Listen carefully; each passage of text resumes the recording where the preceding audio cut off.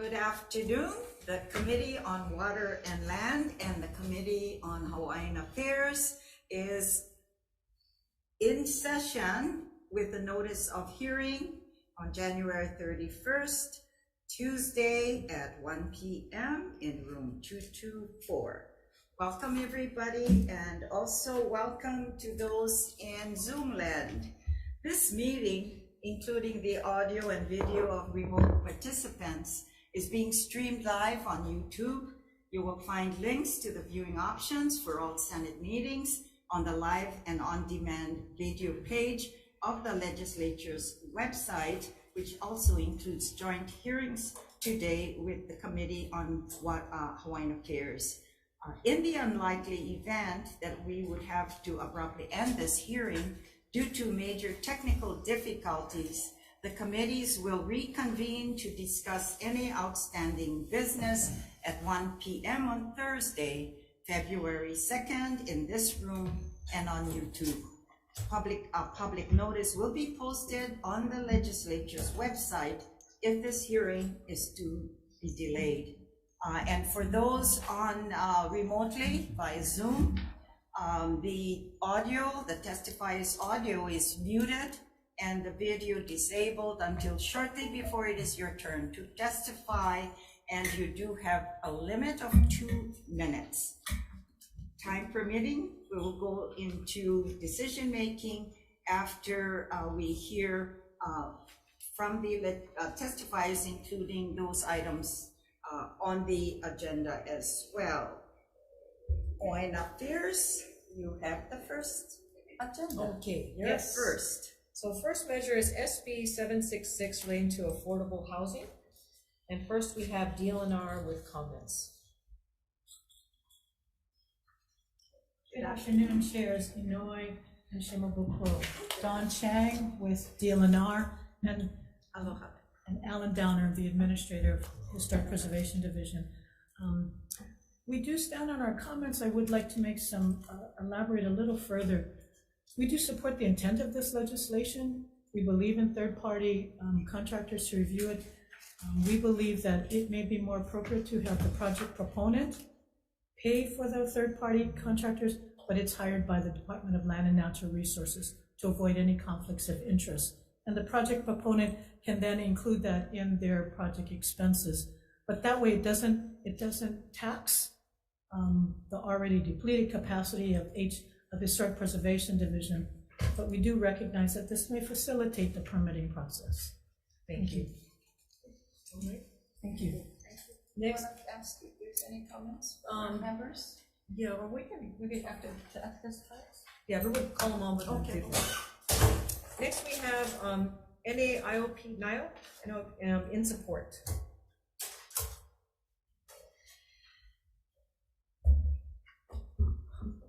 Hi chairs, vice chairs, members of the committee. Evan Oe here on behalf of NAIOP Hawaii. We do stand in support of this measure.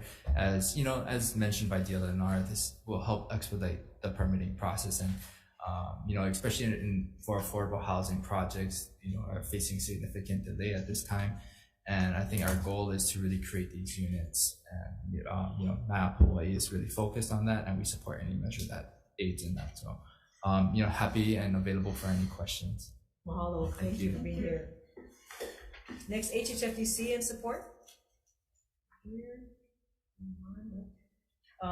Let's see, we have Office of the Mayor, County of Hawaii, support.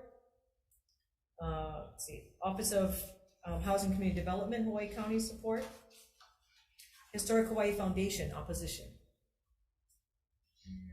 Okay. Jessica Kosmeyer in support, and BIA Hawaii support. Anyone else here for SB 766? Okay. Yes, member, questions? Can we, is there anyone here from Historic Hawaii Foundation? Dr. Donner, would you know why their opposition is? Oh, okay. But you're not familiar with their opposition to the measure? Only from last year. I don't know what their position is this year. Thank you, Chair. Okay, any other questions, members? Seeing none, then pass them to you. Okay, thank you. SB 75 is relating to the historic preservation, and this appropriates funds to the DLNR to inventory historic properties and burial sites in the state. DLNR. Thank you, chairs and committee members. DLNR stands in support of this proposed bill, and we are available to answer any questions you may have. Okay. Thank you. And members, I do it a little different. If you have questions, please answer now while they're up, if there's any questions. Okay. Mahalo. Thank you very much. You're going to be around though, yeah? Yes, we will. All right. Kirsten, this is Kirsten Faulkner, testifying for Historic Hawai'i Foundation, sends communication in support for this measure. Kio Mailani Hirata, an individual, sends communication in support. Dana Ke'awe sends communication in support. Just for information or asking, we didn't have anybody on Zoom, but is there anyone on Zoom for SB 75? Okay, seeing none or hearing none, members, any questions you may have? Okay, mahalo. We will move to the next measure, and this is SB 734, and this is relating to burial sites, and this establishes an interdivision program between the State Historic Preservation Division, the Land Division, the Office of Conservation and Coastal Lands, Island Burial Councils, and the Office of Hawaiian Affairs.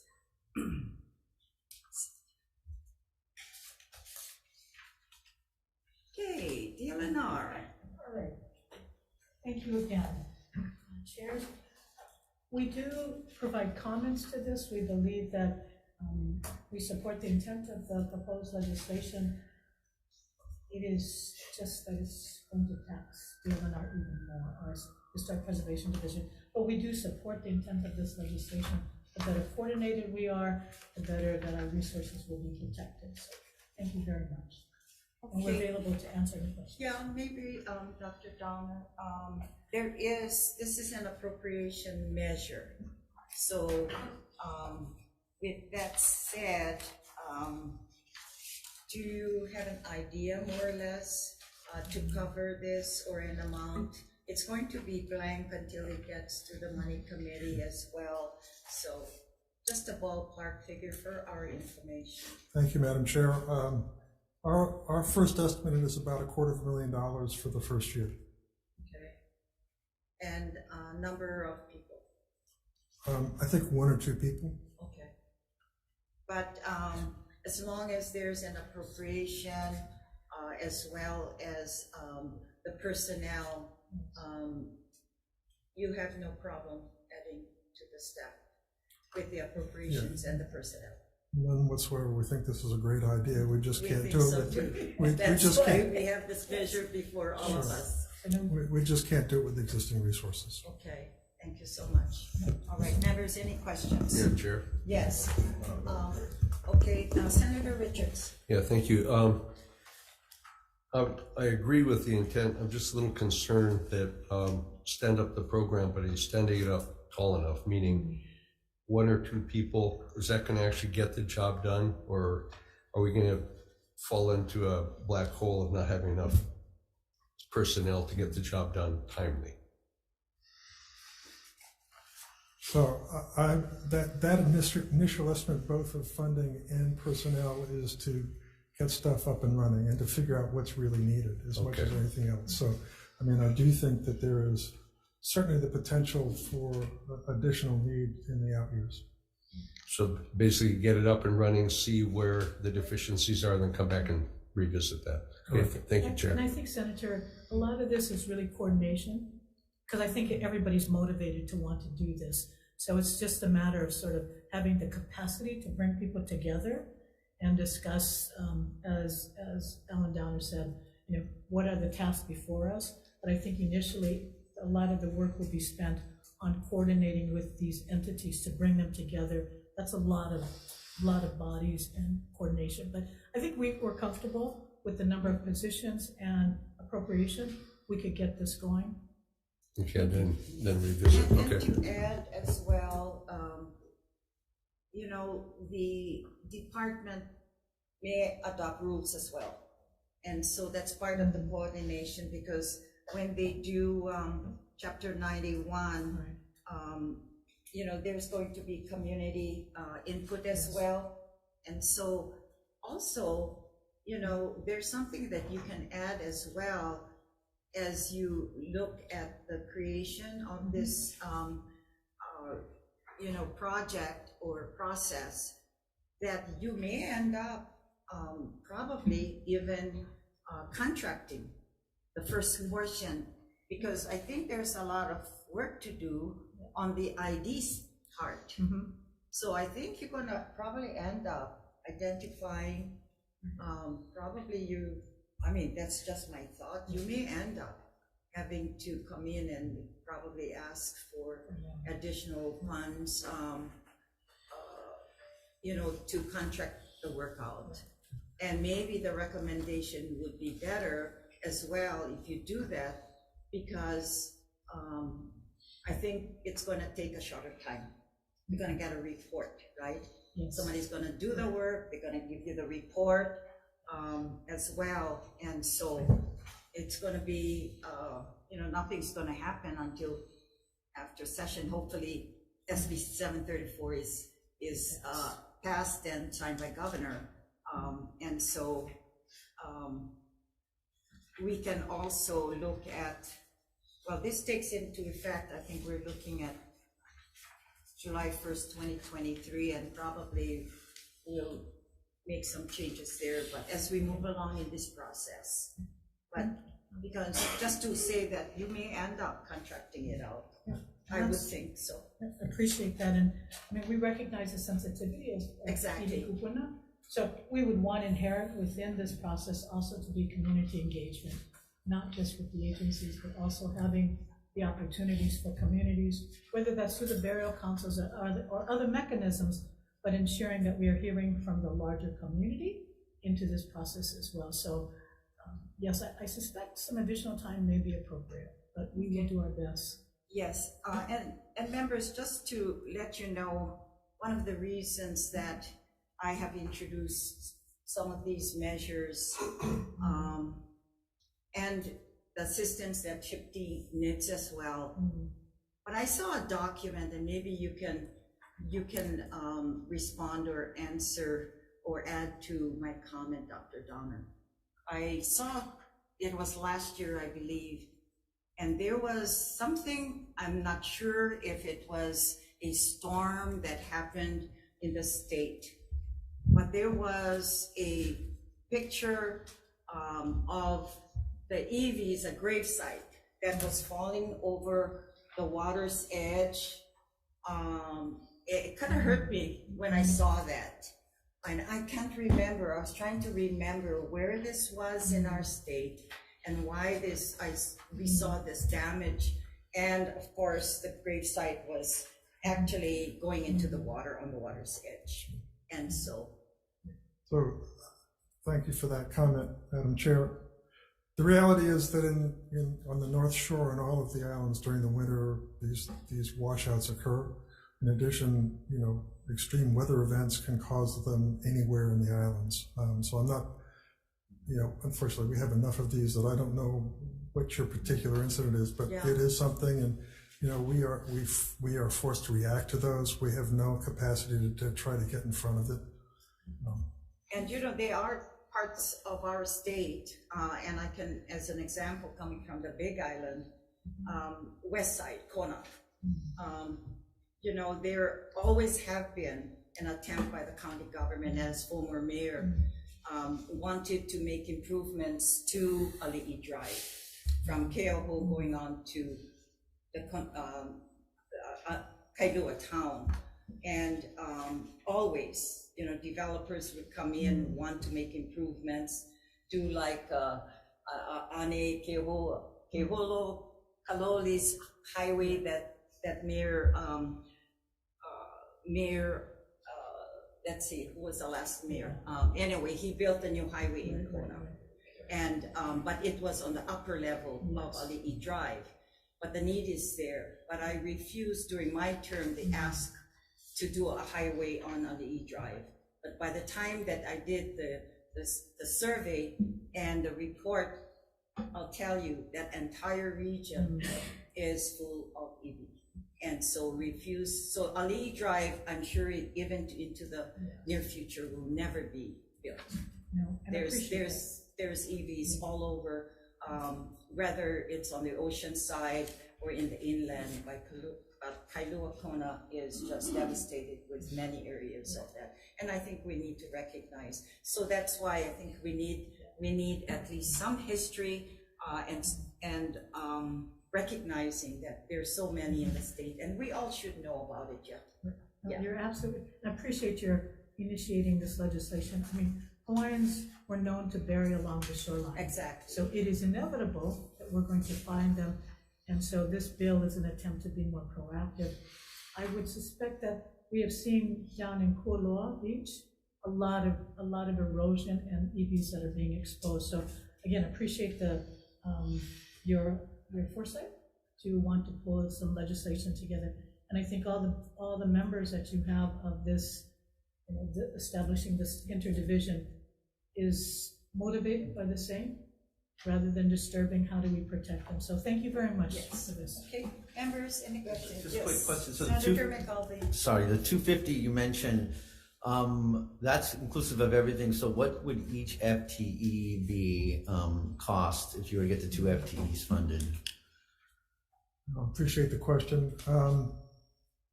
I'm not sure I can answer that, but I would say they would need to be somebody who's either a burial site specialist or an archaeologist to handle the technical end of it.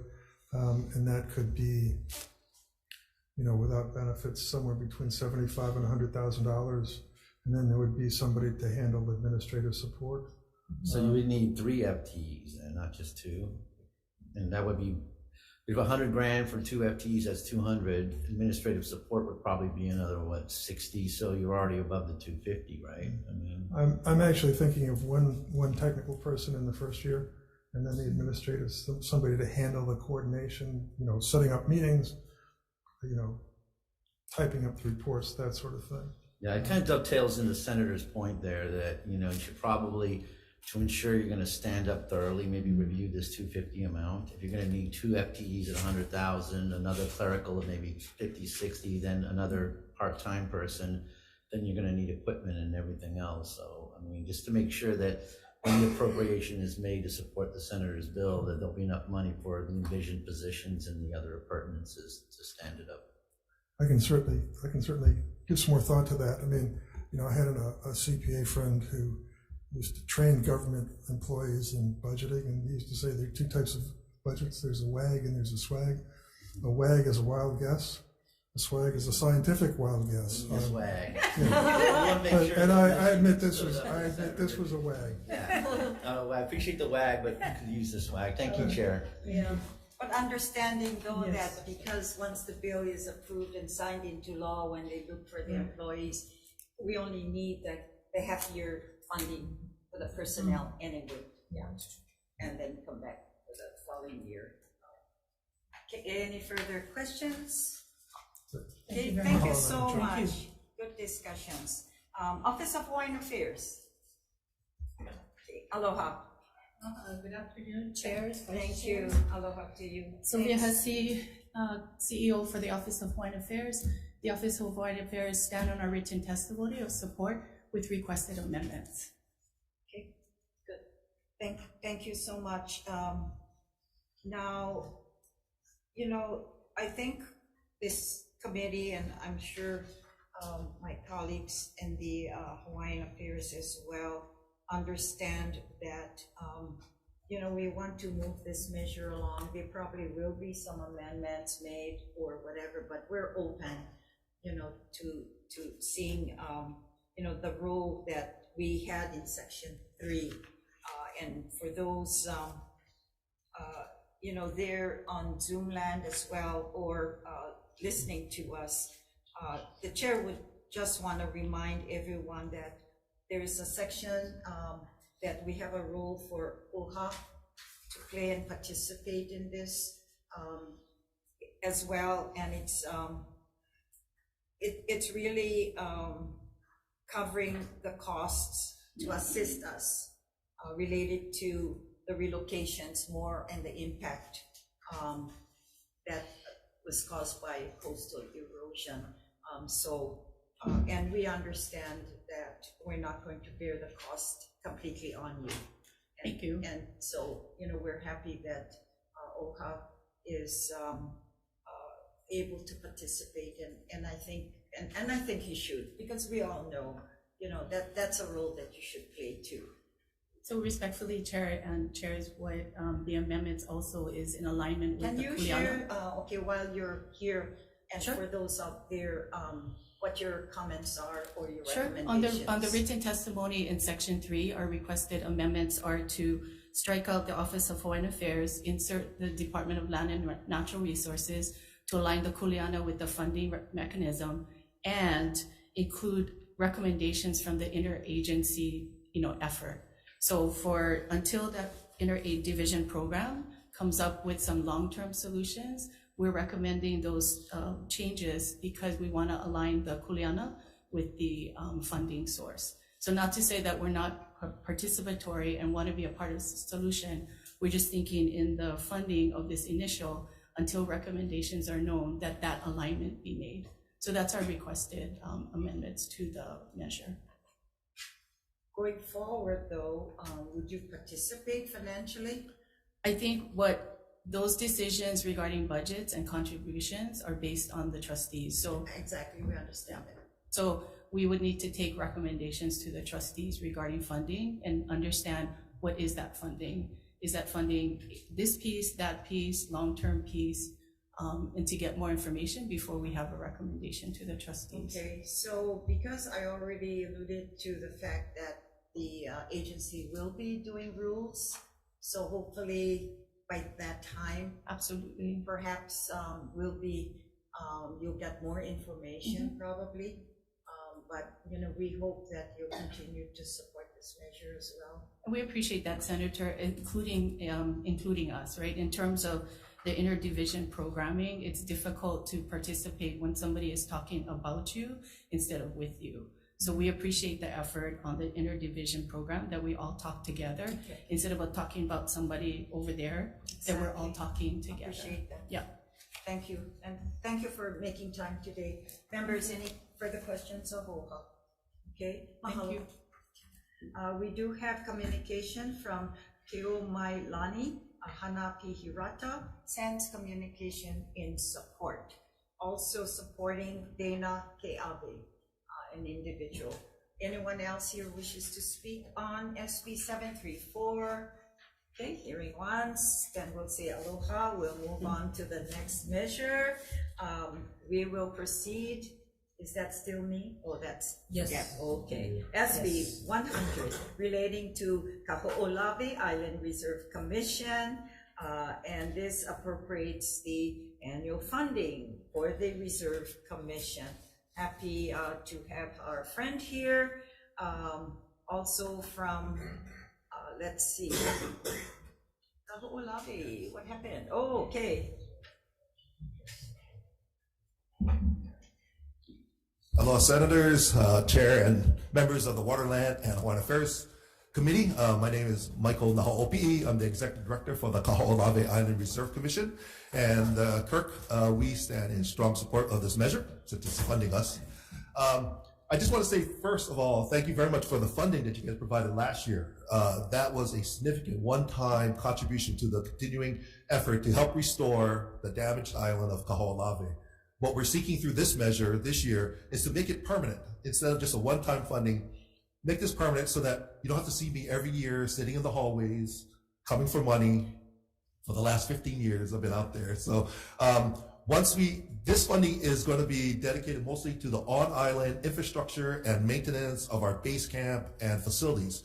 Right now, prior to the funding that was provided in Act 248 last year in the budget, we had about $200,000 operating money, which is mostly for our office facilities on Maui, our boathouse, mostly the Maui operations. Everything we did on Kaho'olawe, we do it with grants, contributions, donation. Even in this year's budget, with the $400,000 that was allocated in the current budget, we're still raising about an equal amount in grants from Department of Health, National Fish and Wildlife Foundation, and U.S. Fish and Wildlife. So we are still trying to get money, and most of the work we do on the island will be funded by grants and different projects and contributions. What the state's money is to provide the infrastructure so that we can go to the island, we can house the people, and they can be safe, and then we can do all the work on the island. It's to support the people who are working on Kaho'olawe. For years, we've been working on a shoestring budget for decades, and hopefully this will be a year that we can finally stabilize and have financial stability for the Kirk and continue on our work. And any questions? Yeah, I have a question. This measure carries up for the 2 years. Did we add funding for continual in this measure? This doesn't give you continuity. It has for the 2 years, Only and 2 years. yeah, and then Yeah. we're not exactly sure how it would become a permanent of our basis. So if someone has a suggestion of how to amend it to make it permanent, that's not too sure. Yeah. We create a new line item or something. Yeah. You know, there's another thing that we could do as well, and we can talk about them maybe some future, want some additional changes in the language, or even identify that in the preamble. You know, that, think of something. yeah, that maybe we could make some changes, because this only goes continually for the 2 years.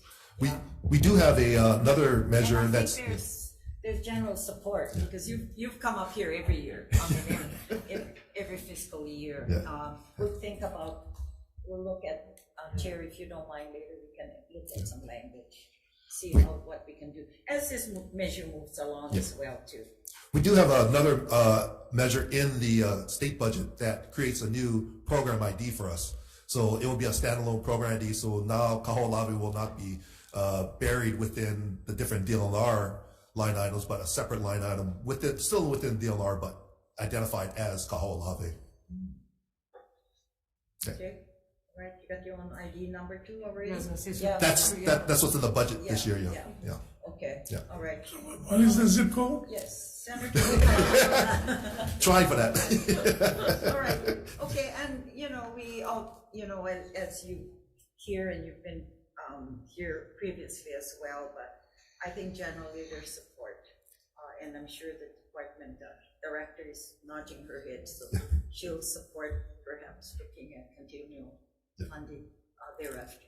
Thank you very much. All right, thank you. Okay, we do have, let's see.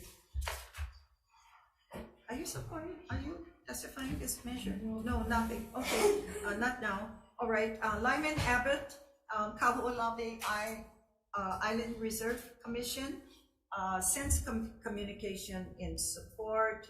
OHA, Office of Hawaiian Affairs. Chairs and committee, we stand in support of the budget line item in SB 100. Okay, thank you so much. Any questions of OHA? Okay, hearing none, let's go to Kevin Gavagan, testifying for the as a Hawaii resident and a native Hawaiian, sends communication in support. We have a late testimony. I don't see her here. Deviana McGregor testifying to protect the Kaho'olawe Ohana group, sends communication in support. We did aside from OCA, we do have Chair Lindsay from OCA sent an individual communication to support the measure. And all of these folks have sent communication in support. And if you're here, please let us know. Margaret Pulver, Susan Ching Harbin, Lyra Reynolds, Jim Cooper, Keo Mailani Hirata, Christina Wine, Terry Gavagan, Larry Stevens, Carolyn Sabharal, James Brook, Cassandra Smith, Janice Bokamp, Lopaka White, Maya Legrand or Legrande, Hema Watson, Rosanna Aligado, and that's it for for SB 100. Anyone in Zoom land up there to testify? Anyone here wishes to testify on SB 100? Aloha.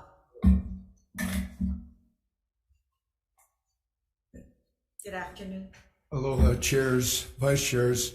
My name is Jim Kuhn, and I'm the president of the Ocean Tourism Coalition. And we believe that we support this bill. We believe it's a responsibility and the privilege of all the people of Hawaii to help support Kaho'olawe. And so we think this is a very good move. I'm glad to see that you're moving this forward. Thank you. Mahalo for your comments, and thank you for being here as well. Any questions of the gentleman? Okay, thank you so much. All right, anyone else wishing to speak on SB 100? Okay, seeing none, we will proceed then to the last item on our agenda, which is SB 735, and this is relating to the disposition of water rights. And this exempts the in-stream use of water for commercial kalo cultivation conducted in a manner consistent with traditional and customary practices of Native Hawaiians from the existing process for the distribution of water rights.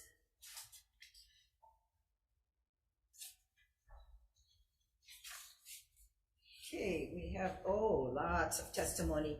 And members, as I call these in, just for your information, we did have a measure that was passed last year, and it took out the commercial side with the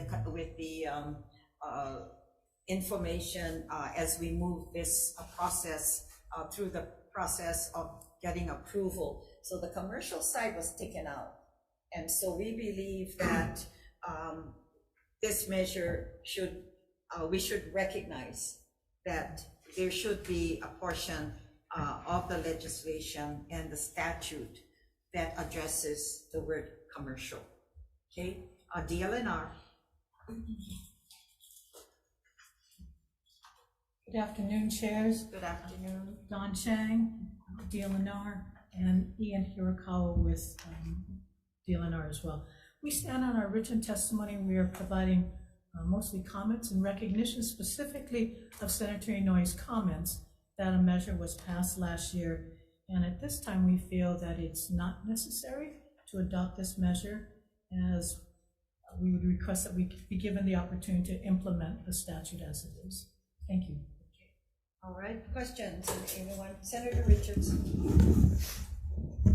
Yeah, thank you. Can you clarify that, please, Director? Meaning you want to implement, if I'm understanding this correctly, the intent is to recognize that commercial taro production is valid use of this water, because I have taro farmers in Waipio that are commercial, and they're exceedingly respectful of the resource they are managing. But so you're saying we don't need to respect that? Or are you saying we don't need to deal with that right now?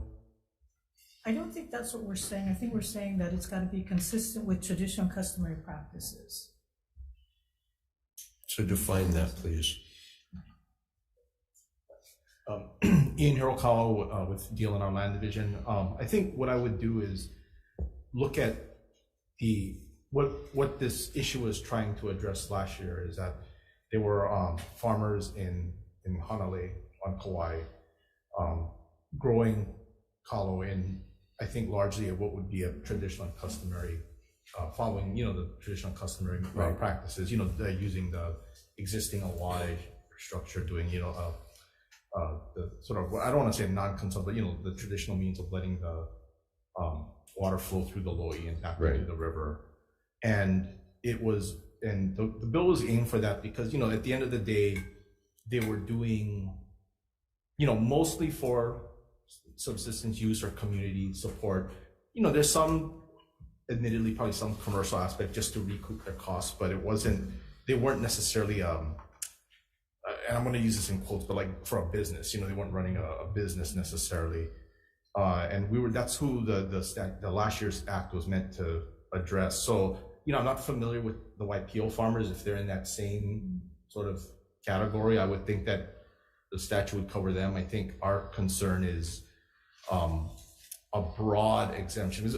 Last year we had supported a more limited exemption for commercial, but not a broad one where you wouldn't need to get a lease overall, because we do think that when you get into commercial, there's other requirements in the statute that, would go to fulfilling sort of other public trust obligations like to DHHL, OHA, and just caring for the watershed, and and ensuring that the use of the water is reasonable, beneficial, and again consistent with what is a public trust. So we were saying that kind of let's see who is maybe left out, I guess, before we can expand it again.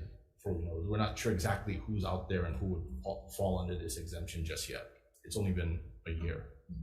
And I think if I could add to that too, Senator Richards, I think we are looking at public trust duties, and in general, traditional customary practices would not cover commercial. So I think that's what we're just looking, and I'm sure there are others here who may have other testimony to provide, but I think, and I think Ian is correct, we're not as familiar with the YPO taro farmers, if they are in the same kind of situation as the Ha'ena were. We are open to have greater discussion with you on what is an appropriate manner in which to address the YPO farmers. We're just worried about creating too broad of a category that may create opportunities that were not necessarily intended. I hear your concern, but I think what Senator Lorraine is talking about here, we have active ongoing agriculture that is commercial, and that's why we have some of the poi we have in our state.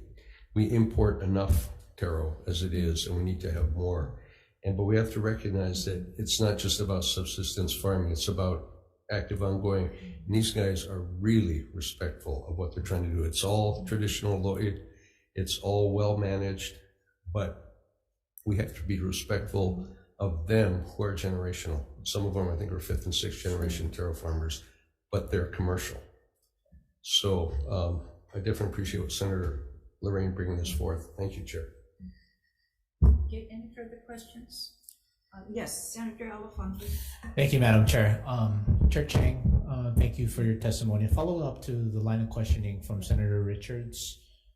So how the bill is written, if we were to allow for that, which would broaden it from a more narrowly tailored focus, would these commercial kalo farmers have to come before you for a lease to negotiate that, or how would that work? Well, or permit? When we looked at it last year, given last year's passage, I think our thinking was that they may not have to, whoever is covered by this exemption may not have to come before the board at all, because it simply doesn't apply, right, to whatever use. 17158 doesn't apply to whatever uses are exempted. So, I don't know for certain how it would necessarily play out, but I think that was our first sort of inkling, was that, well, if it's expanded to commercial, they may not have to come to us at all for disposition. Now, I should clarify that I think, they would still be under regulatory control of like the Water Commission, right, in terms of following the in-stream flow standards and whatever diversion permits are needed, but not from like under the water lease. I don't think they may not have to come to us at all. And as a follow-up to that, you mentioned Hanalei, specifically to address Hanalei. Are you aware of any that may be doing, in addition to what Senator Richards meant, across our state, that may be doing something like this? I'm sure I don't want to say I'm sure, but I'm guessing there must be. There's so many, there's a number of growers in East Maui, for example, that may arguably qualify under the statute. So we knew it was, Waiole specifically in Honolulu, but we knew of them because we had worked with them on a water lease. And that's kind of what prompted last year's bill, was because, we went through all the requirements and, they having to do environmental study, the DHL reservation wasn't too much of an issue with the watershed management plan. They can be very complex, things to, especially if you are a small group with not a lot of resources. So we knew that's what prompted, I think, a lot of the passage last year was them specific. Thank you for explaining the context. Thank you, chairs. Thank you very much. Now, there also was an issue as well, I think, with the production of kalo. When we talk about the commercial side of it, we're talking about the expansion of the industry itself. Also, and I think without the commercial status, I don't think that they could export. And so,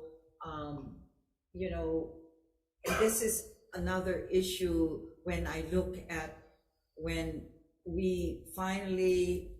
Japan, and I think in our country, when we started exporting avocados from Kona. You go through all kinds of loopholes and the hoops that go along with it. I'm just wondering, and maybe, is there an attorney general here? Or maybe, I know some of them that may have an answer. I'm just wondering if we could add, some language pertaining to the statute with regards to commercialization into the measure. Then maybe if we clarify some things that you're raising, just using this one page, that if we could amend it to make sure that something is covered with regards to adding the loopholes of the process of commercializing, permitting system or whatever. No, I appreciate that, Senator. I will admit, I think we're trying to be very cautious. I think the whole question of traditional customary practices requires a much broader conversation, because inherent, I think within the Constitution, traditional customary practices did not necessarily contemplate commercial use. So the further we expand into commercial, I think we make vulnerable that constitutional obligation. So clearly, there are many others that we have not contemplated, like in Waipio Valley. What exactly are they doing? So I am a little anxious about how we expand commercial. There's undoubtedly expansion of commercial kalo production is a good thing. Correct. Now, is it a good thing by exempting it from certain requirements? I'm not sure. And there's no doubt our process is onerous. We will be the first to admit our water leasing process is not the most expeditious, but I also want to caution us, there are reasons for that safeguard. And perhaps we need to have a better conversation with the kalo producers in this question about what's the most appropriate vehicle to address expansion of commercial kalo production? Is it by exempting them from this? Or is there another opportunity with Department of Ag or some other vehicle that may be more appropriate? So I apologize, I did not have the benefit of last year's discussion on this measure, so I'm not as familiar with the conversation, but I do think from a legal standpoint, there is a little caution about utilizing this provision to expand expanding the commercial activity. But I do understand, Senator Richards, your concerns about the Waipio farmers who have been there for generations. Right. So I understand, and they are probably conducting their kalo production in the traditional customary way. They are. But is the expansion of kalo production, should that be the basis upon which to expand it through this measure? So all I'm suggesting is perhaps we need to have greater discussion on that question, if you would permit us. So going further, and I know Senator Keoho Kalole has a question, I'm sure as well, but So with that said, I'm just wondering, because the term commercial, but there could be some, and I think the discussions with the growers are to the extent of whatever is already in HRS that covers commercialization, that we could add a provision or something that said, looking at commercial kalo, but I'm not sure what the words are, but not including whatever. You know, you understand. Right. So maybe yes, you're right. So maybe if we can, and if you can assist us as well, Dawn, we will. With some language with regards to what we can do, because I'd like to keep the conversation going. I don't want to say goodbye again like we did last year. And so with that said, we need to support this measure, because when you look at the food supply, but this is a cultural, traditional food, and we want to make sure that it's sustainable as well. Senator Keoho Kalole. Chair, I completely agree with the direction you're going on that, and I signed onto the bill as well. But now that we're so you don't need to apologize, because I was part of the discussion last year as well. It does seem like maybe we should just separate the two concepts, because as you noted, traditional customary practices were based on the concept of subsistence, which doesn't necessarily mean that a Native Hawaiian or a grower who is employing Native Hawaiian practices couldn't come to you under the existing law and say, what we do qualifies. Call it commercial or not, what we do should qualify under that framework. But if we want to perhaps extend it by employing similar types of expedited processes for people who want to use hapto in there to make a road or to dig out their lo'i, then that's something that perhaps we should consider just as a separate matter, given the public policy prerogative.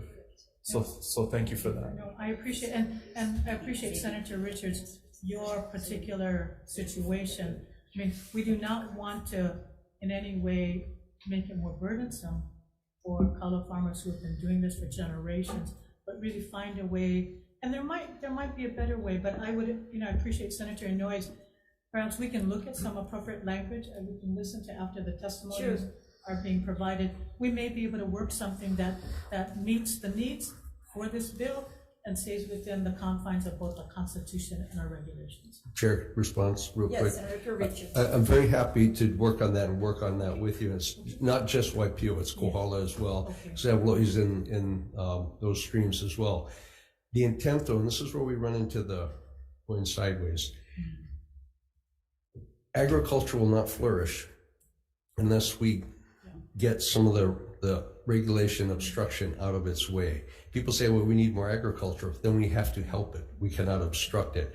And you say, well, they should come to us and apply for this permit and go through. These guys are farmers. They're not going to come and apply for this thing. What we need to do is find a way to let them do what they've been doing, like you said, for generations. I'm very happy to work on this with you.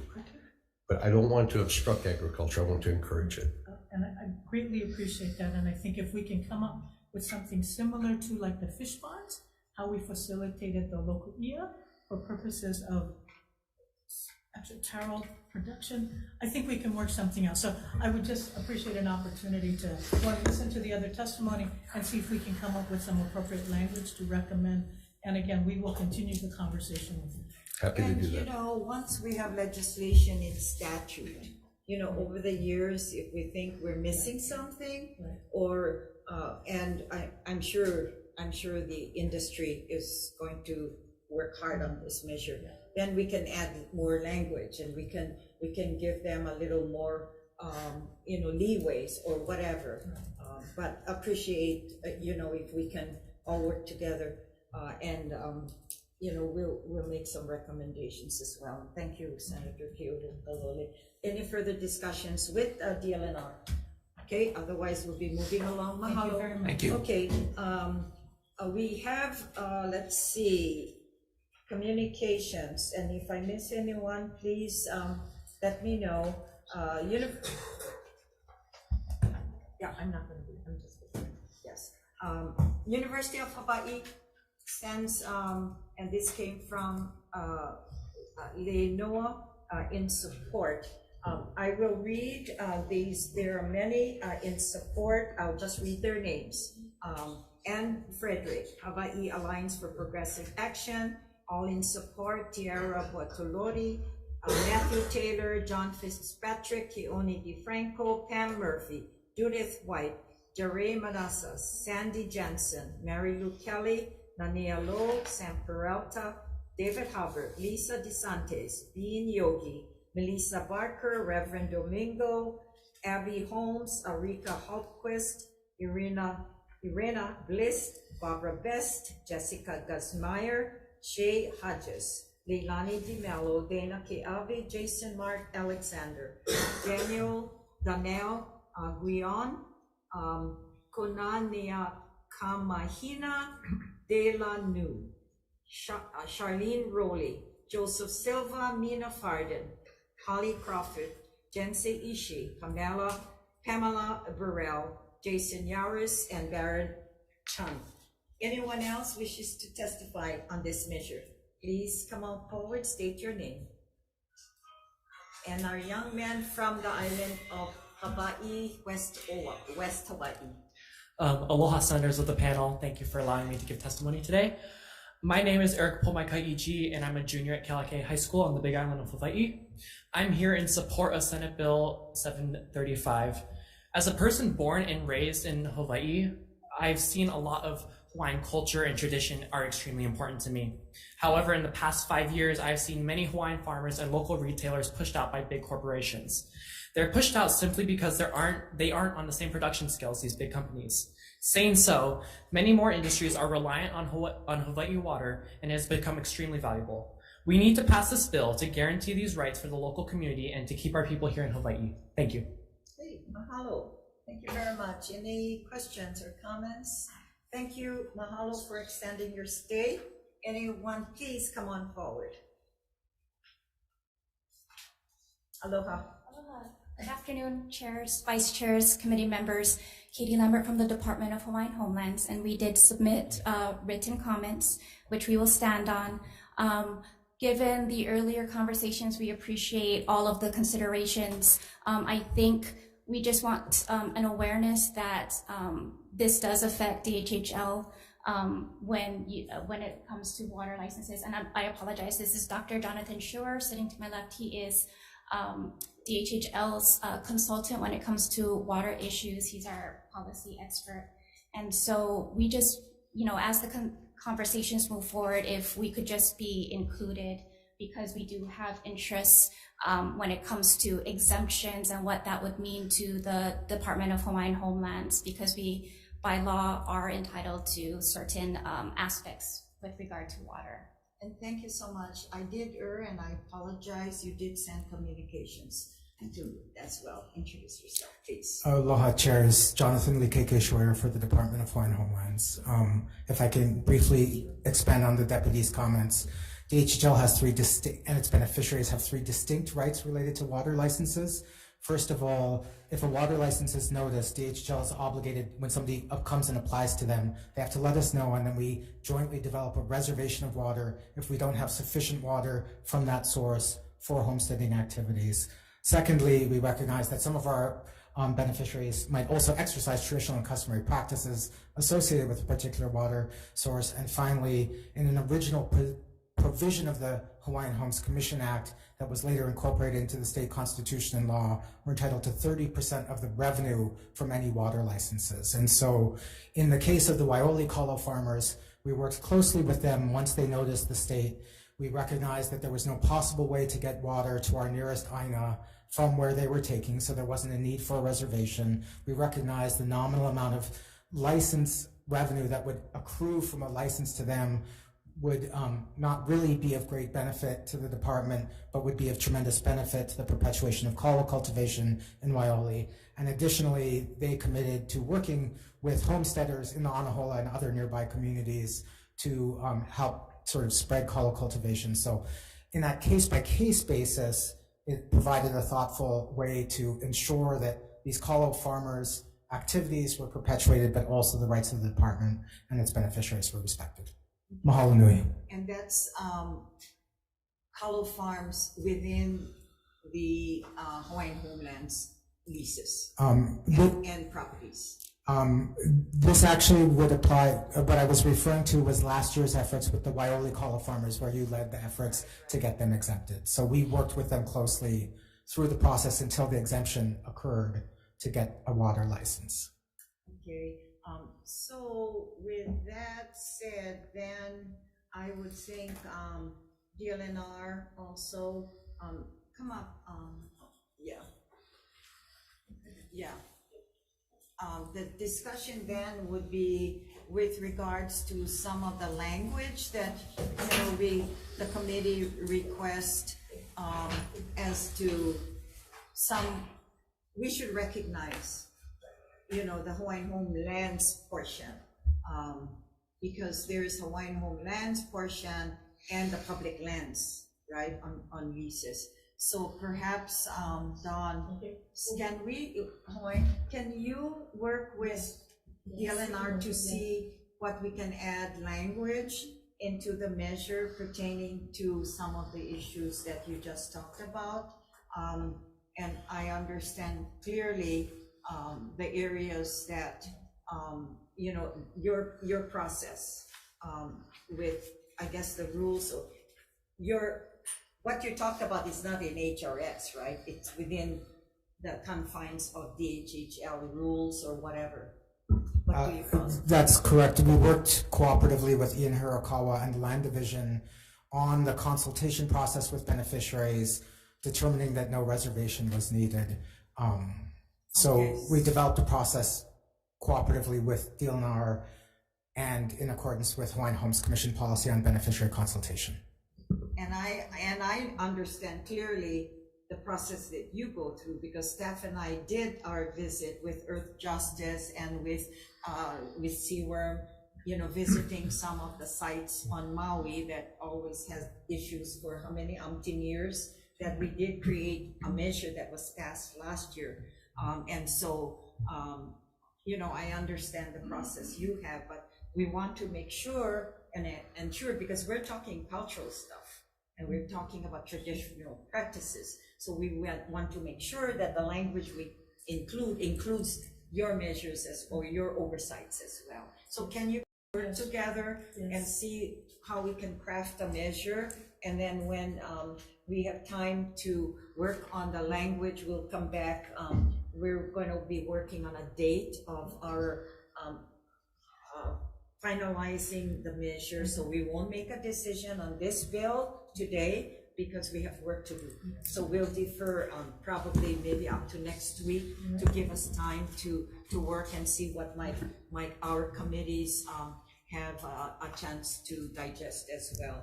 Now, sure. Senator Rich is followed by Senator Keokalole. Yeah, just real quick, I think we're missing one leg of the three-legged stool. We also need Department of Agriculture talking story, because it is cultural, but it's also food security, and it is part of the overall economy. And so I think there's a way forward, but we have to have the talk story. And I think because we have DLNR here, the communication with DOA, you probably will be engaging with them as well, if you don't mind. Okay, thank you, Chair. Okay, Senator Keokalole. Well, I'm going to add one more to make it more complicated, but it works for you, the Water Commission, might be good to run by them as well. But Chair, you alluded to the fish pond process, which I think is exactly what Senator Richards was alluding to as well. To get a fish pond permitted, you needed 13 federal, state, and county permits at one point. Now you just fill out one form at the DLNR. So this would be nice, regardless of what you're doing with the kalo after you pull it out of the ground. And we're going to have fish pond bill tomorrow. Tomorrow? Okay, so we have lots on our plate. So thank you. Okay, so yes, anything else that you can add? So you guys put your heads together. We really appreciate that as well. Thank you very much. Okay, thank you. Anyone else here wishes to speak on SB 739? Going once, going twice. Members, any more questions to any of them here? Actually, I have one Okay, question, Senator, sorry, yes. going back, sorry, to SB Yes. 76 is for DLNR. Yes. Yeah, the first bill, Chair Shimabukuro. Yeah, so sorry. In reviewing again the Historic Hawaii Foundation's testimony, one thing they asked for is that there's deadlines for the draft rules and the deadline for the final rules. So what I was thinking of putting in there was giving DLNR 1 year to promulgate draft rules, and then after that, 6 months to present the final rules to BLNR. Is that reasonable? That's SB, sorry, going back to the first bill. Yeah, so 766, Yeah. it's regarding SB 766. Could you, Senator, could you provide us those dates again? What were you proposing? You want to come up? Yeah. So people can hear you. Yes, so to the I mic, apologize. please. Yeah, one year for to come to promulgate draft rules, and then 6 months thereafter to present the final rules to BLNR. Is that doable, or should you do more time than that? Well, I think we probably need more time for the draft rules. Okay. We're in the process of revising some rules, and it's really cumbersome process. And once the draft rules are published for public comment, then when it gets finalized that's completely open-ended. So I think more for the final rules, it's problematic to say 6 months. Okay, so one year to promulgate draft rules, and then 1 year to present the final rules to BLNR? We might be able to do that, yeah. We will use our best effort. We may have to turn this into a fish pond. Yeah. But we appreciate wanting to have some time frame so people know that we are moving on it. And I will say that we are trying to do a lot more community engagement so rather than just waiting until the end. But we would try to use our best efforts with this schedule that you've provided us. Yeah, and this is initial draft. No, This could change as it goes along, but okay, just trying to. Okay. No, thank you very Any much. Okay, thank you. Any other? No, not for me. Okay, all right, this ends our hearing for both the Committee on Water and Land and the Committee on Hawaiian Affairs.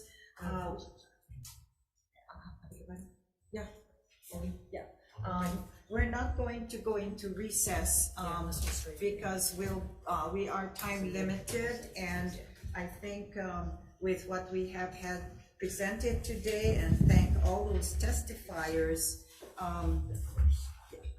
we will go into decision making. So Chair Shimabukuro, you got the first bill, SB 766. Yes, so members, I'm going to recommend we pass with amendments, and as DLNR recommended, I'd like to have the project proponent pay for the third-party consultant.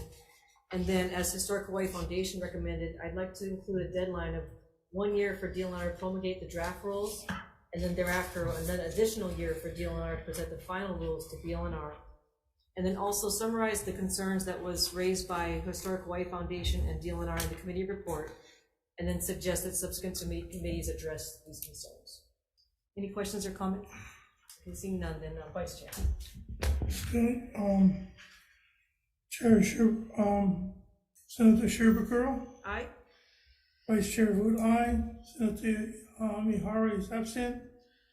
Senator Keho Kalohe. Aye. Are you Kalohe? Okay, let me say it again. Senator Keho Kalohe. Okay. Try my best. Sorry. Gentle. Thank you. I'm gonna get him one day. Senator Richards. Aye. Right. Okay. There's your pass. Mahalo. Okay, Committee on Water and Land, same recommendation is to pass with amendments. Senator Ponte, chair votes aye. Okay, Chair's recommendation is SB 766, pass out with amendments. Chair votes aye, Vice Chair votes aye. Senator Chang is excused. Senator McKelvey. Yes. Senator Favela. Yes. Measure passes with amendments. Okay, thank you. Moving on to SB 75, and this is relating to historic preservation. Members, Chair's recommendation is to just pass with amendments, and we'll just effect the date to July 1st, 2050 for continual discussion. Any discussions, members? If not, Committee on Water and Land, Chair recommends to pass with amendments. Chair votes aye. Recommendation is to pass SB 75 with amendments. Chair votes aye. Vice Chair votes aye. Senator Chang is excused. Senator McKelvey. Yes. Senator Favela. Yes. Measure passes with amendments. And for Hawaiian Affairs, same recommendation, Vice Chair. Yeah. Chair, Chair, Mighty Shirobakura? Aye. Oh, sorry, I was supposed to go ahead. For all members who is present, all 4 of them? Is there any nays or reservations?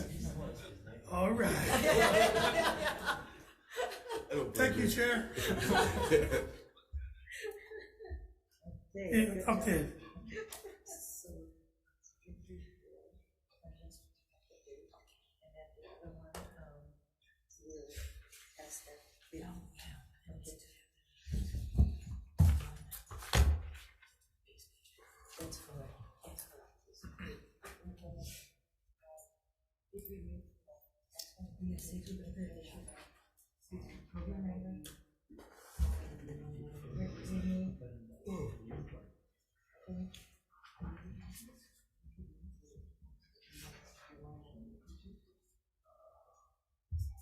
Or maybe committee reports about when.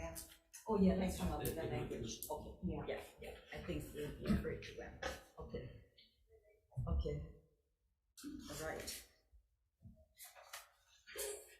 Okay, SB 75. Did we not do that? Where we were? Yes. 75. We done Yeah, we're on 75. 734. Yeah. Okay, SB 734, committee's chair's recommendation is relating to burial sites. And members, chair's recommendation is to just pass with the amendments defecting the date to July 1st, 2050 for continual movement of this measure. Any discussions? Okay, hearing none, Committee on Water and Land, chair votes aye.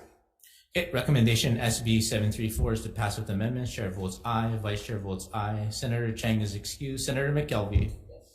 Senator Favela. Yes. Madam Chair, the measure passes with amendments.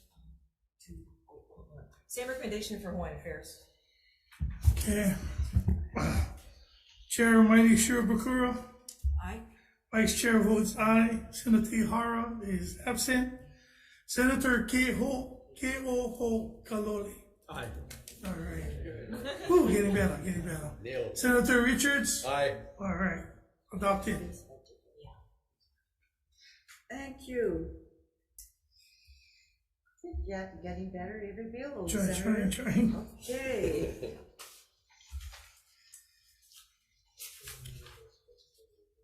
That was 734, yeah. Correct. Okay, SB 7100 relating to the Kaho'olawe Island Reserve Commission. The chairs has conferred. We're recommending that we pass this with amendments. First, we're going to defect the date to July 1st, 2050 for continual movement of the measure and discussions.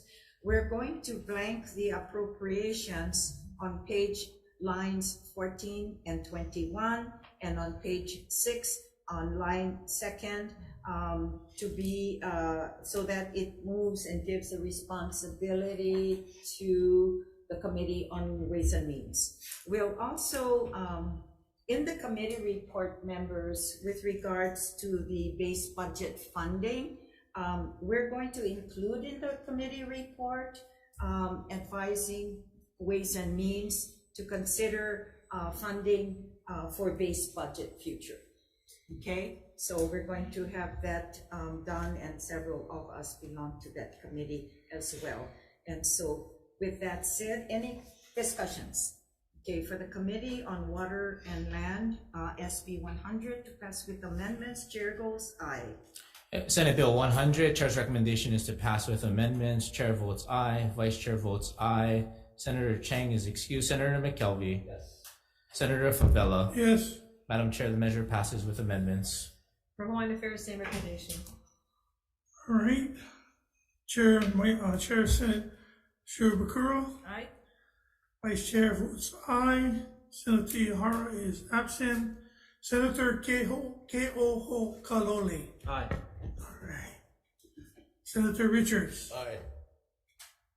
Okay, motion adopted. Yes. Okay, moving along to SB 735, and this is relating to the disposition of water rights. Chair's recommendation is to defer this measure to February 8th, Wednesday at 1 p.m. in room 224. Is this 4? Yes. Okay. But no. Room 229. Okay, we'll be moving this discussion to room 229, and we will be making several additional amendments with the discussions held today on this measure. We appreciate the, okay, yeah, I did, I think. We'll, with the help of DLNR, DHHL, and DOA with the cooperation of DLNR, and those that are here that want to be part of the discussion. I would add Oka if you'd like to participate as well. Give the DLNR an opportunity if you want to voice any changes or recommendations. We'd want to include as many as possible. And thank you so much. And so with that said, members, we will again defer this measure to February 8th, Wednesday at 1 p.m. in room 229. Okay, having said that, this meeting, the joint meeting of Water and Land and the Committee on Hawaiian Affairs, we're POW. Yes, all right, thank you so much.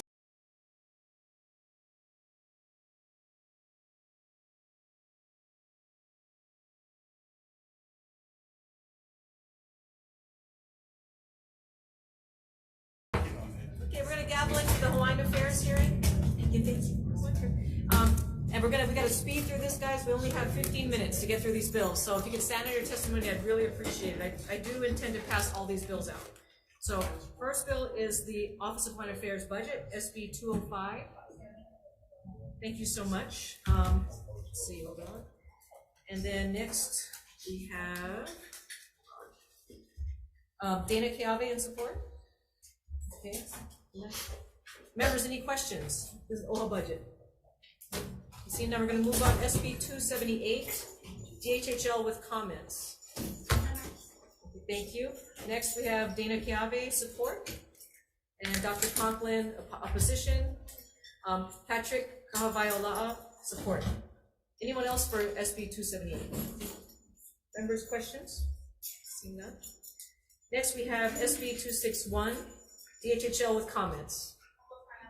Okay, thank you. Elmer Ka'ai, comments. Dana Keave, support. Shaw, support. Marlene Purdy, support. Kayla Doherty, support. Anyone else for SB 261? See none? Okay, next, SB 437, DHHL, support. And if anybody feels compelled to speak, feel free. Okay. Elmer Ka'ai, hui kaka'o aina ho'o pula pula, comments. Dana Keave, opposition. And then Marlene Purdy, opposition. Marion Kapuniai, opposition. Unite Here, Local 5, opposition. Shaw, opposition. Sybil Lopez, opposition. Anyone else for SB 437? Members, questions? In the SB 490, we have DHHL support.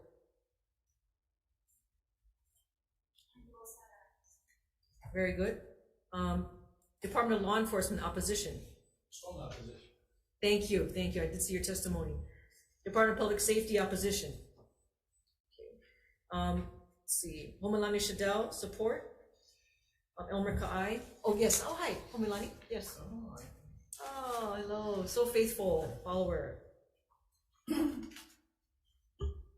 I would have respected your time restraint, however, I drove out here, so. Yeah, I think we're good. Thank you for the Yeah, opportunity. still. Aloha Chair Shimon Bukuro, Vice Chair Favela, and members of the committee. I'm Homilani Shadell, a beneficiary residing in Molo'ohai, a homestead leader in Kapolei, and an advocate for the Hawaiian Homelands Trust. The Department of Hawaiian Homelands used to have an enforcement division who assisted homestead association leaders and/or beneficiaries. Unfortunately, that stopped over 4 years ago. In working with former Chair Ayla, he indicated DHHL was restructuring and renaming the enforcement division as staff did not have the authority to enforce the rules. I believe that process resulted in, and I have it in my testimony, I'm not going to read it, but basically compliance and community relations section. When beneficiaries come to me asking for help in dealing with their irresponsible and disrespectful neighbors, all I've been able to say is call HPD. Unfortunately, when they call HPD, because a neighbor threatened to shoot a lessee and her family with a witness to corroborate the incident, the HPD officer says he can't do anything because the accuser said he didn't say anything. Another incident in my homestead was on New Year's Eve 2 years ago. 8 police officers showed up to stop a melee that was happening in a cul-de-sac that involved pretty much all the families in that cul-de-sac, 8 of them. When they were asked to provide a report of that evening, they said there was too much going on for them to have a report. So nothing was written. I strongly support this bill and hope it will be augmented with the State Department of Law Enforcement Act 278 signed by Governor Ige on July 8, 2022. Why? Because it establishes a unit of authority to assist and protect beneficiaries and assist the Hawaiian Homes Commission and the DHHL staff. May I please recommend for your consideration changes noted in red and underlined. For line 7, ensure compliance with state laws and rules, county ordinances, and. So basically I'm saying it to delete the line at number 9. In line 9, after they're under, delete that whole line. If you insert with state laws and rules, county ordinances, then you don't need that in line 9. So mahalo for including funding in this bill and the opportunity to present my testimony. Thank you very much. Appreciate it. Hui aina ho'opulapula comments. We have all these individuals in opposition: Dana Keave, Marlene Purdy, Marian Kapuniai, Benjamin Sadowski for Unite Here Local 5. And then the Shaw, also opposition. Anyone else here for SB 490? Seeing none, members, any questions? Yeah. Yes, Senator Kinokomo. DPS, please.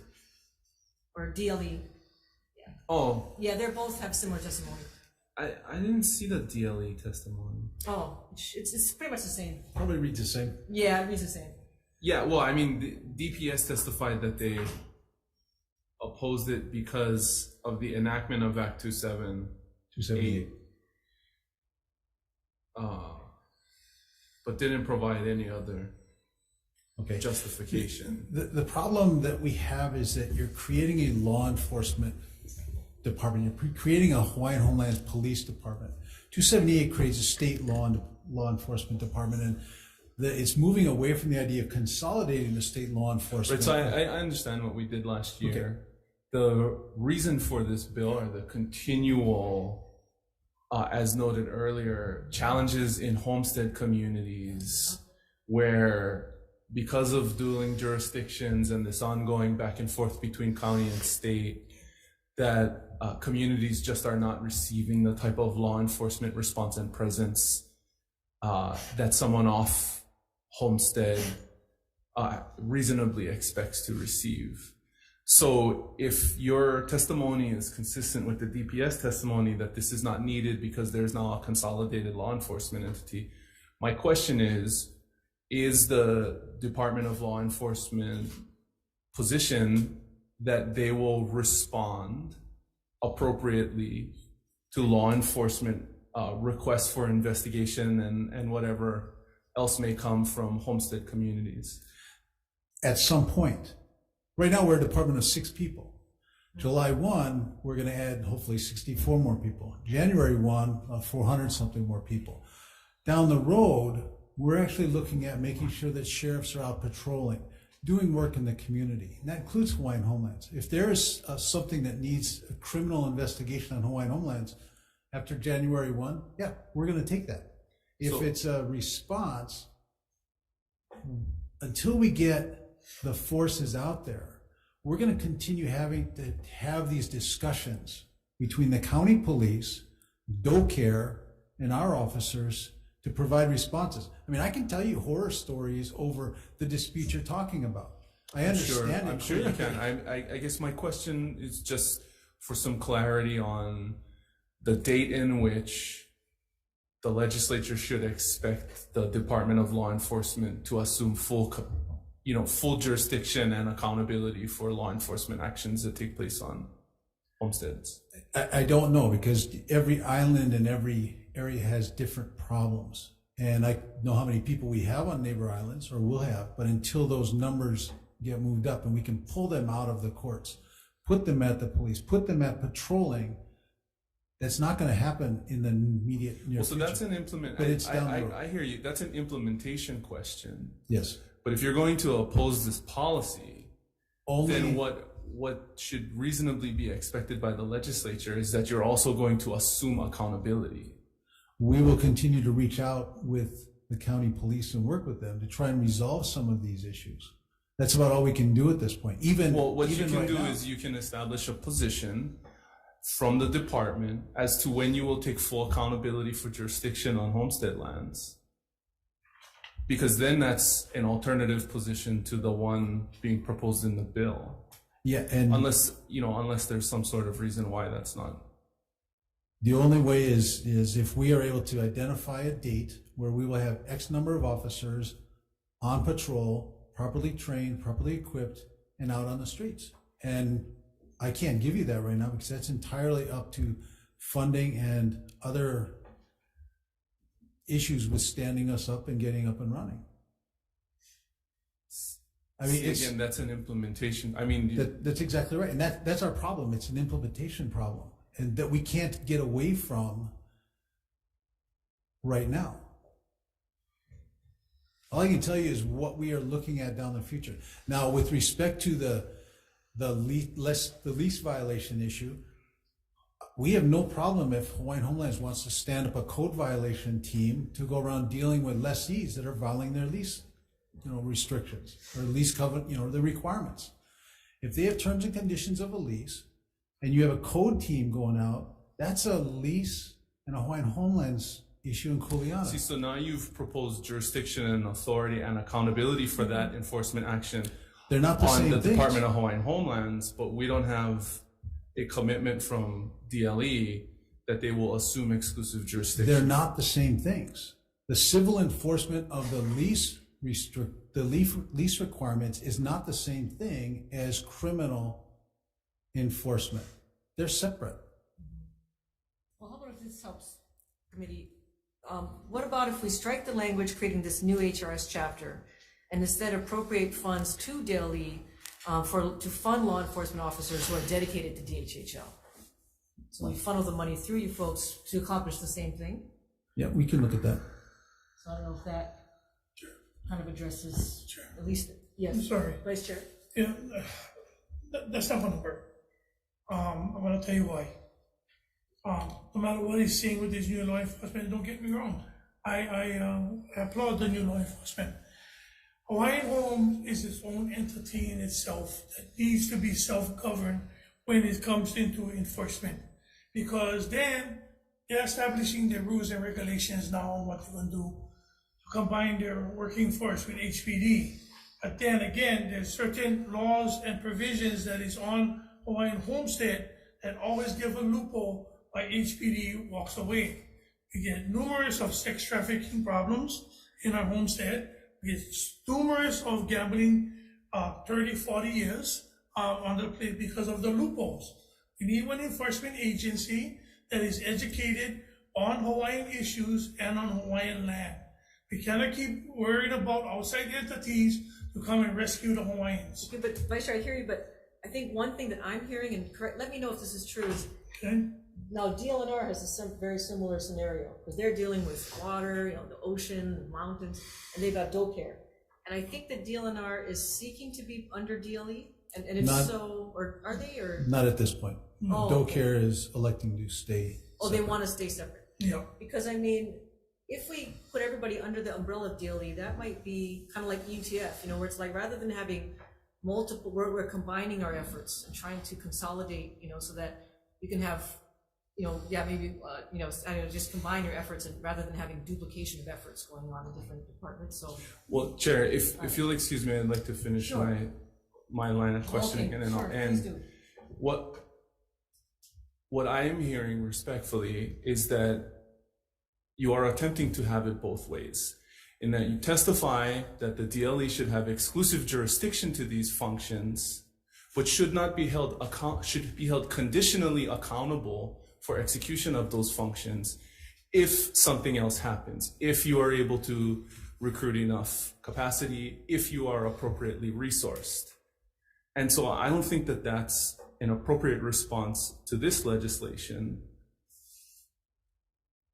for the reasons I just said. And that's it. Thank you, Chair. Even if this passed, how long is it going to take Hawaiian Homelands to stand up there what amounts to a tribal police force? You haven't said how long it's going to take you. We don't know. So again, you're trying to have it both ways. You want exclusive jurisdiction and no accountability. If we are talking about gambling, we're talking about sex trafficking. That's clearly within our kuleana. That's not a problem. We will deal with that. We have investigators coming on January 1. They're going to focus on criminal investigations. That's their focus. Sex trafficking and gambling on Hawaiian lands is going to fall right in that area. Well, then that's the answer. The 911 calls are a different matter. You need somebody out patrolling to respond immediately. But for the instances that Senator Favela is talking about, hey, we're going to have investigators who can start investigating that kind of thing. So let me give you a scenario. So when we was looking into this state thing, when I brought up the fact that I wanted the sheriffs to patrol on the freeways, on state highways, H3 and all the major, we never have enough capacity, we never have enough vehicles, we never have enough men.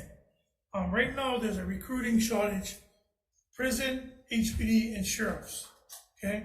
The reason why I'm saying, same thing with HPD when they told me that they didn't want to have this new division because it's going to be duplicating of services. But I told them this, and I'm telling you the same thing. It would be good to collaborate with both law enforcement, to share information that would know and how to strengthen each other out there in the field. So same thing with this. Why wouldn't this strengthen the need of working with you guys on the side with the enforcement agency that's dedicated? You got to hear the word now. This is dedicated to Hawaiian homestead. This is the reason why I have a problem. Sometimes I get a little bit excited.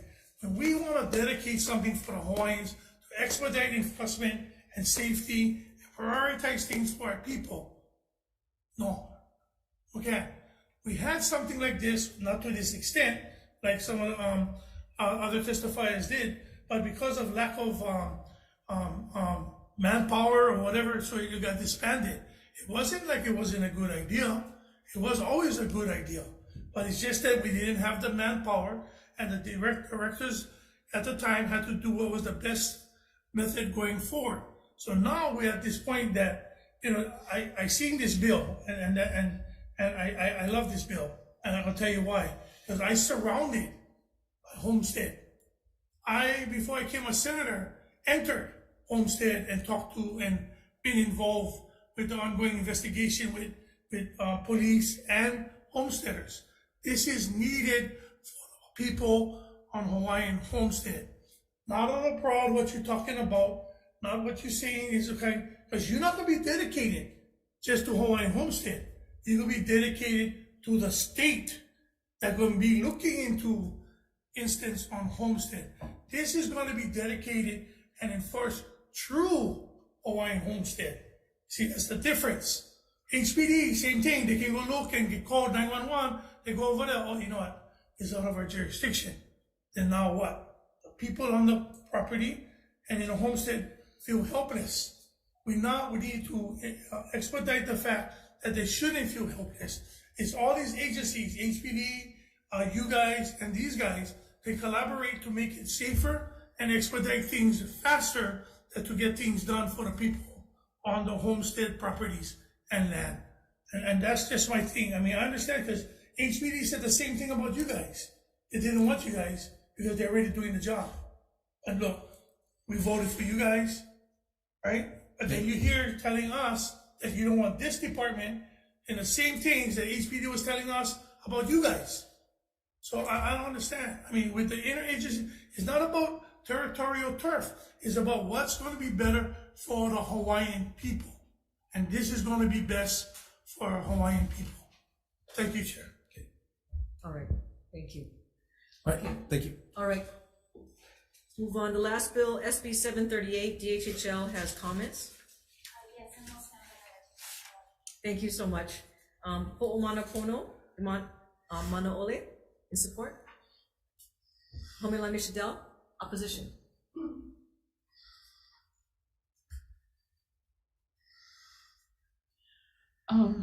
Again, you know who I am. Aloha, Chair Shimabukuro and Vice Chair Favela, members of the committee. The Department of Hawaiian Homeland's Undivided Interest Award Program has been in existence since April 5th, 2005. There's 3 phases: ho'ohiki, to promise; ho'opaipai, to build upon a foundation; and ho'oko, to fulfill as a promise. When I read this bill, I was trying to figure out what the intent was, because this bill does not identify the purpose or its intent. Lines 5 and 6 identify 2 specific groups: 60 years or older or terminally ill. And that, in my opinion, discriminates on those 2 bases, setting a precedence that adversely diminishes the interests of existing UI lessees will have unintended circumstances. In 2003, my sister, who was an applicant, passed from breast cancer at the age of 43. Although the UI program was not in existence at the time of her death, she could have, but did not designate a successor to her application. DHHL's Title 10 Admin Rules 1037 identifies the priority and preference for award of leases. Now understand that a UI is a piece of paper that is given to a lessee who becomes a lessee. An applicant is on the wait list. So there is specific priorities when you're talking about 60 years and older and terminally ill. Please. Yeah. So 1038 is the transfer of application rights, and I have it there. So the intent of this bill is to preserve the opportunity of successorship to a UI lessee or an applicant on the wait list. That opportunity is and has been in existence. So if its intent is to place people who are 60 years or older or terminally ill in front of the line, I caution this committee to consider the negative impact and repercussion this will create.